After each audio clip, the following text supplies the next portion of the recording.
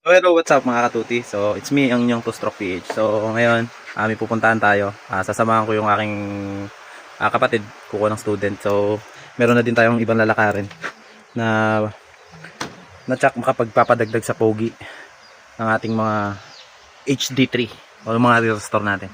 So samahan nyo ako sa magiging biyahe ko, pupunta tayo doon. So stay tuned lang mga katuti.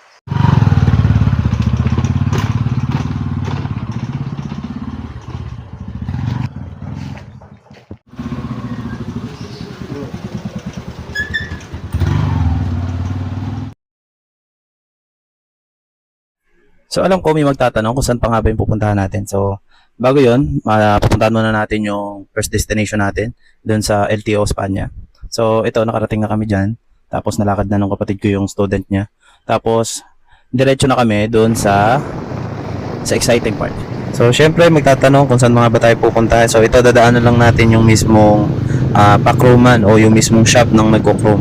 Pero syempre big thumbs up tayo dun sa mga reseller ng mga nag-chrome at saka nagpapa-chrome. So syempre shoutout sa inyo lahat. Sa mga nakakakilala sa atin, alam ko na alam nyo na more on tips and idea ang content natin. So kaya dun sa mga gusto din na pagkakitaan yung gantong klase ng trabaho, pwede naman basta meron kayong pamuhunan.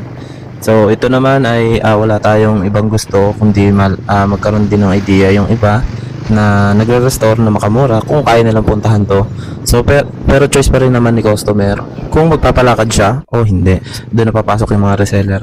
Kaya choice nyo pa din kung magpapalakad kayo. Kung gusto nyo makamura, syempre dumirekta kayo dito sa shop. So ang akin ay hindi ko na lang sasabihin kung magkano yung pricing dito at paggalang na lang din sa mga reseller na nag-e-effort pumunta dito. Pero tinitiyak ko na makamumura kayo. Pero kung gusto nyo magkaroon ng idea, i-follow nyo si Boss John Paul Acas. Yan. So siya ang malakas na nagbigay ng idea dito sa mismong shop ng nagko-chrome. So big shoutout kay Boss John. Siya lang ang sakalam na nagbigay ng idea na to. Na malaking bagay sa katulad kong nagre-restore din ng mga unit na gustong pagandahin. So, big shoutout talaga. So, itong binabaybay natin na to ay ang 12 Ave Street. So, ito ay hindi ko naman pwedeng i-describe kung saan ako nanggaling kasi syempre magkakaiba tayo ng pinanggalingan. So, ito na yung pinaka best part ng ating video. So, ito na yung mismong shop. Ayan. So, dyan talaga yung pinaka-pack-roman. At nakakwentuhan ko na din dyan si Boss Melchor at binigyan niya din ako ng mga idea tapos yung mga tips na pwede natin gawin pagka tayo nagpa-chrome na. Tapos konting kwentuhan lang kami dyan tapos nagpaalam na din ako kasi may pasok pa yung mga kasama ko para maaga rin kami makauwi. So yun, hanggang dito na lang yung video natin mga katuti at ang susunod na balik na lang natin dito kina Boss Melchor ay ang pagpapachrome na natin. So sana masubaybayan nyo pa rin yung mga susunod nating video mga katuti.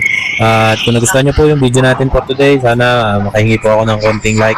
At follow na din po yung Facebook page natin para mas dumami pa tayo sa community natin nito.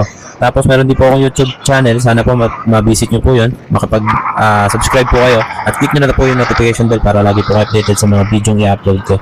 Hanggang dito na lang ang video natin mga katuti. Hanggang sa muli natin pagkikita. Paalam!